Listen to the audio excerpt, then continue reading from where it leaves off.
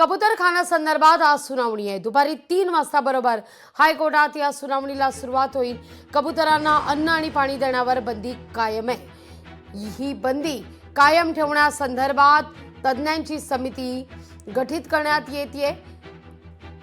कबूतरखान्यावर कोर्टानं खाद्य घालण्यास मनाई केलेली आहे। या सगळ्या संदर्भात आता जैन समाजही आपली भूमिका व्यक्त करण्याकरता रणनीती ठरवण्याकरता आज बैठका घेणार असल्याचं देखील म्हटलं जात आहे।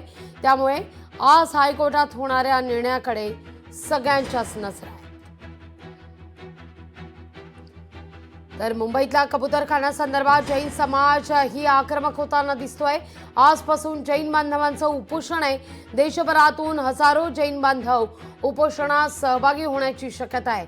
इतकंच नाही तर वेळ पडल्यास शांतताप्रिय अहिंसावादी जैन समाज धर्माकरता शस्त्रही हाती घेईल आणि न्यायालयाच्या आदेशालाही जुमानणार नाही असा इशारा काही दिवसांपूर्वी रविवारी मुंबईत आलेल्या जैन मुनी निलेशचंद्र विजय यांनी दिलेला होता।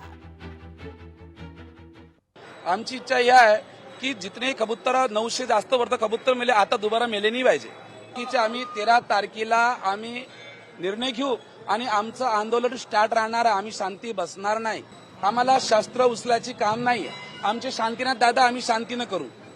काही शस्त्र जे लोक शस्त्र उचलते आमचे लोक नव्हते, परंतु आम्ही शस्त्र उचलणार नाही। यदि जर जरूरत पडली आम्हाला आम्ही शस्त्र पण उचलू करून आम्ही संविधानाला मानत आहे ना, आता कोर्टाला मानतो ना, देवेंद्र फडणवीसला मानतो ना।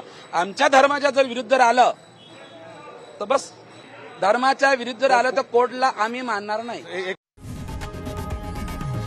लोकशाही मराठी ऐका, पहा, जागरूक रहा।